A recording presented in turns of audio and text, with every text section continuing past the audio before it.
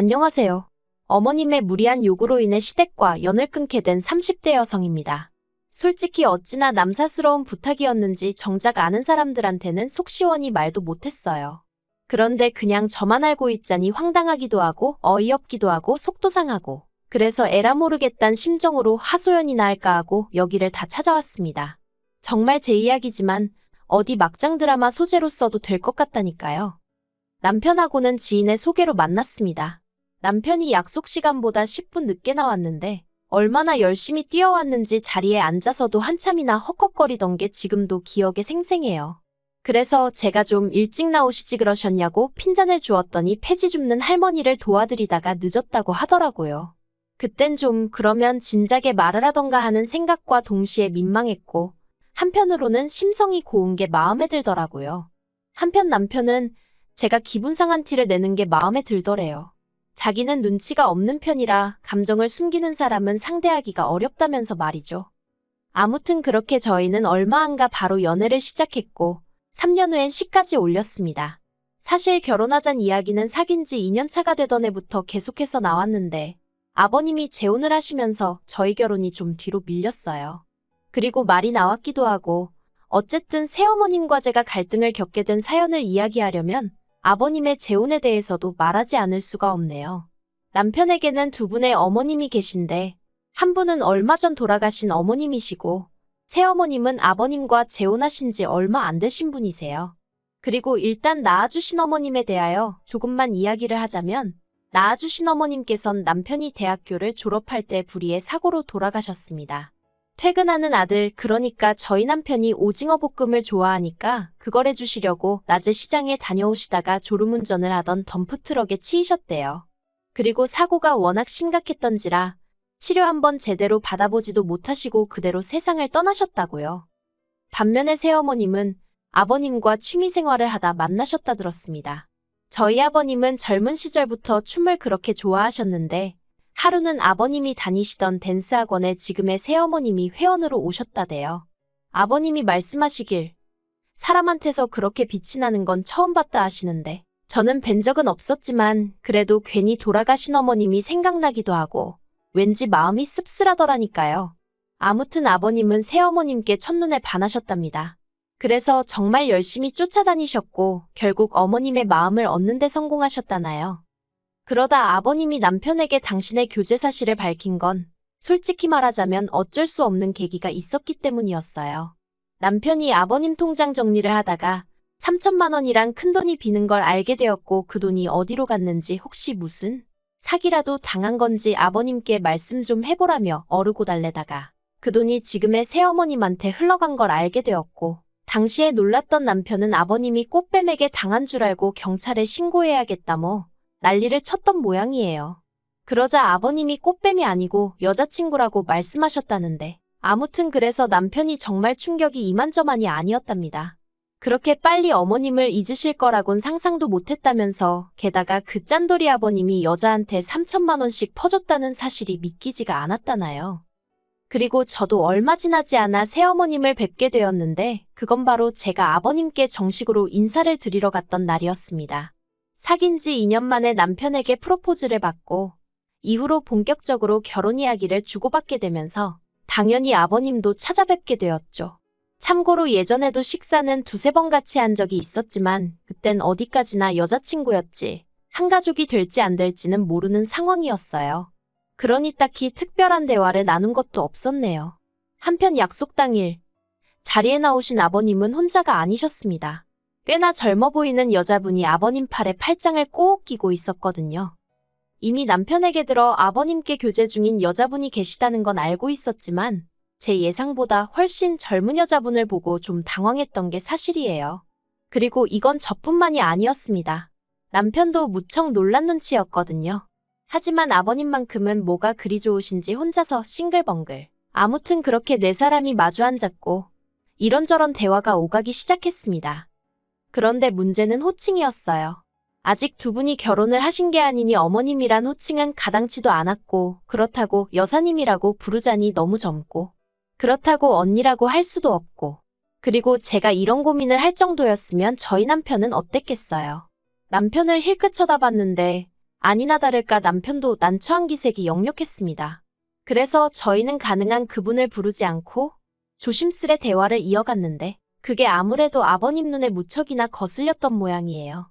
아버님이 굉장히 못마땅하신 표정으로 당신하고 진지하게 만나는 사람인 만큼 예를 갖추라고 호통을 치셨으니까요.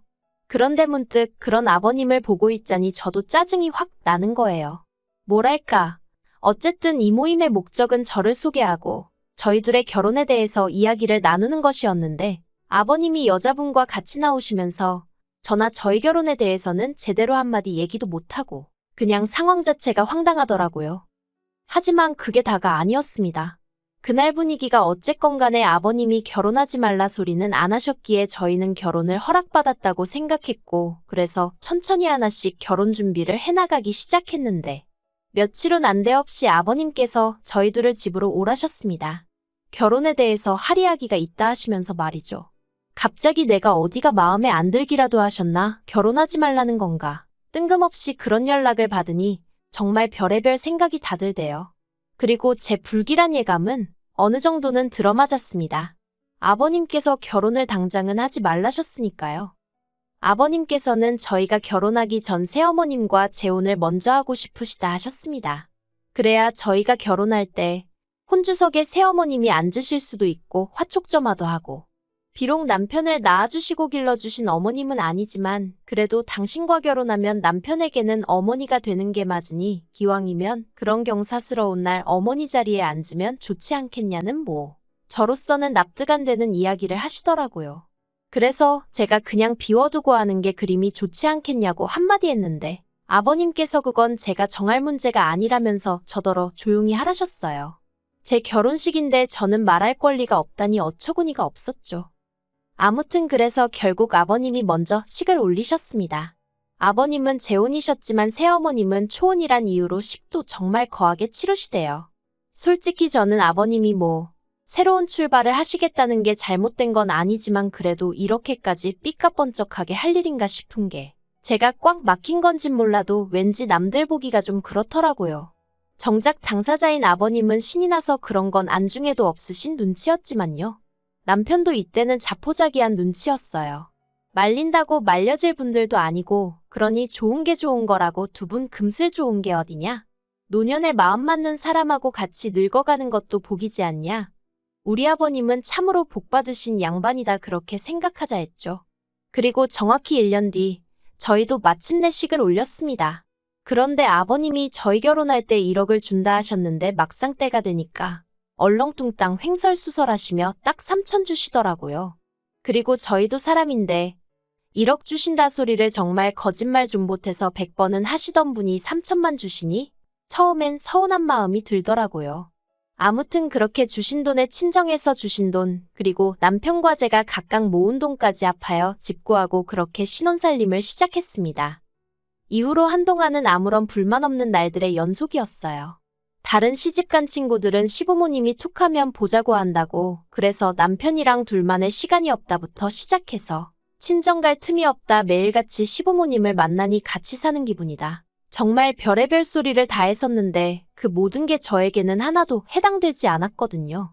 왜냐하면 아버님과 새어머님 두 분이서 사이가 워낙 좋으시다 보니 아들 며느리가 필요가 없으셨어요.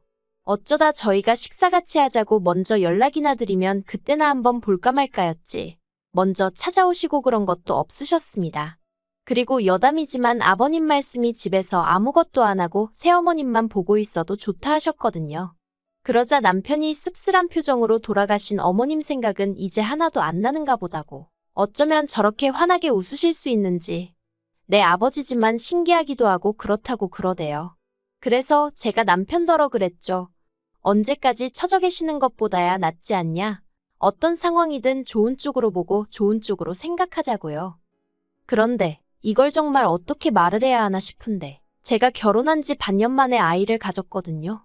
그래서 양가에 알리고 축하받고 난리도 아니었는데 정확히 2달 후에 새어머님도 아이를 가졌다는 소식이 들려왔습니다. 처음 그 이야기를 듣고는 전 제 귀를 의심했어요. 아버님 연세가 있는데 어떻게 아이가 생겼다는 건지 그게 가능한 건가? 정말 별별 생각이 다 들더라니까요. 아무튼 그래서 저와 어머님이 거의 2달 차이로 출산도 같이 했어요. 기분이 좋지가 않았죠. 그냥 모르겠어요. 신경 쓰지 않으려고 해도 어머님이 뒤에서 계속 쫓아오는 기분이었다고 해야 할지. 그리고 곰곰이 되짚어볼수록 이게 보통 일이 아니더라고요. 어쨌든 비록 엄마는 다르지만 남편에게는 동생이고 그럼 저에게는 아가씨인데 저랑 30살도 넘게 차이나는 어린애한테 아가씨 소리를 해야 한다고 생각하니 처음 새어머님 만났을 때 뭐라고 불러드려야 하나 고민할 때랑은 비교도 안 되게 속이 답답하더라고요. 게다가 또 저희 딸한테는 아가씨가 나이는 동갑인데 호칭은 고모더라고요. 잘못된 건 아니었지만 애 입장에선 퍽이나 난처하겠구나 싶었죠. 하지만 이게 전부가 아니었습니다. 저를 더 미치게 만든 일은 이후에 벌어졌으니까요. 어머님이 워낙에 노산이시다 보니 고생을 많이 하신 건 사실이에요. 그렇게나 자연분만을 하고 싶어 하셨는데 병원에서 안 된다고 해서 제왕절개하셨고 그 와중에 피를 너무 많이 흘려서 수혈도 받으시고 그런데 그건 냉정하게 말하면 어머님 사정이잖아요. 그걸 제가 어떻게 보상해드릴 일은 아니었다는 거죠. 하지만 어머님은 너무너무 힘드셨다면서 조리원에서 나오시기가 무섭게 저희 집을 찾으셨고 저더러 아이 하나 키우나 둘 키우나 다르게 뭐가 있냐며 쌍둥이 애들 키운다 생각하고 어머님 딸 그러니까 아가씨랑 저희 애를 저더러 도맡아 키우라셨습니다. 황당하대요. 그 자리에는 아버님도 계셨고 남편도 있었지만 그런 새어머님의 말도 안 되는 이야기를 제지하는 사람이 없다는 것도 그리고 별일 아니라는 듯이 얘기하는 새어머님도 다들 제정신이 아닌 것 같았어요. 생각할수록 화나고 열받고 황당하고 도무지 단어 하나로는 그때 제 안에서 끓어오르던 분노를 표현할 수가 없네요. 그래도 저는 최대한 좋게 거절하려 했습니다.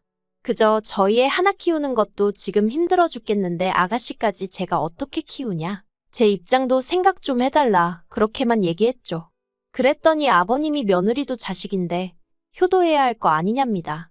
그러면서 네 시어머니 고생하는 거 안 보이냐고 고생을 해도 젊은이가 해야지 시어머니더러 하게 하는 게 맞냐고 화를 내시는데 아니 그 고생 저 때문에 하시는 거 아니잖아요? 막말로 저희 애를 대신 낳아주신 것도 아니고 그래서 아버님더러 두 분이 좋아서 낳으셔놓고 왜 저한테 이러시냐 억지 좀 쓰지 마시라 했죠. 그리고 결국 어떤 결론도 나지 않은 채로 저와 남편은 집으로 돌아왔습니다. 그리고 저는 이 정도로 싫다는 의사를 밝혔으니 아버님이든 새어머님이든 더는 이 일로 저를 힘들게 하지 않으실 줄 알았고요. 그런데 정말 답이 안 나온다는 게 이런 걸 말하는 거였을까요? 모처럼 날씨가 좋았던 주말이었습니다. 남편하고 같이 밀린 집안일도 하고 애도 보고 그러고 있었는데 시부모님이 연락도 없이 아가씨를 데리고 왔더라고요. 그리고는 단판을 지으러 왔다며 정말 아가씨 안 키워줄 거냐입니다. 어찌나 태도가 당당하던지 저는 무슨 빚쟁이가 돈 받으러 온 줄 알았다니까요. 제가 몇 번이나 말씀드렸다. 못 봐드린다 했습니다. 그랬더니 아버님이 그러면 당신 죽을 때 재산은 전부 다 아가씨한테 줄 거고 저희 남편에게는 땡전 한 푼 안 줄 거라며 그래도 상관없냐는 거예요.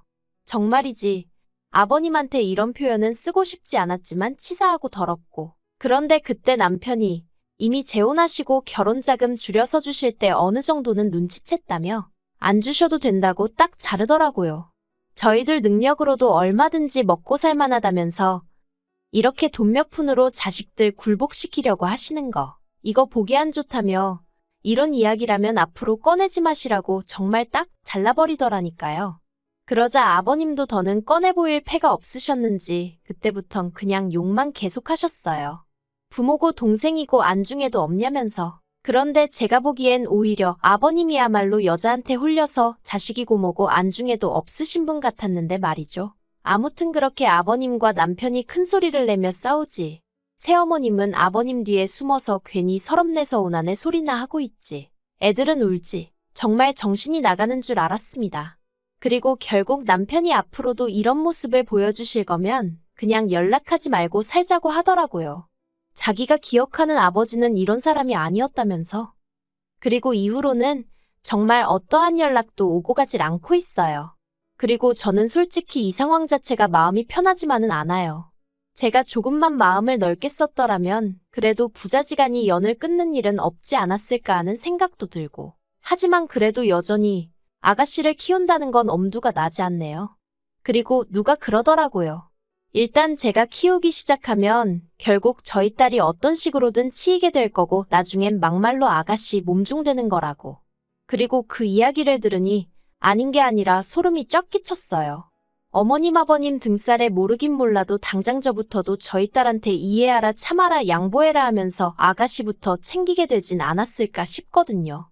아무튼 마음이 불편하긴 하지만 그래도 옳은 결정이었다고 생각하려고요. 부자지간이야 시간이 흐르면 해결될 수도 있고 안 될 수도 있고 하지만 어쨌든 저에게 필요한 건 제 남편이고 제 딸을 지켜줄 아빠지 아버님 비위에 거슬릴까 절절매는 아버님 아들은 아니니까요. 그런 면에서 남편에게 고마울 뿐입니다.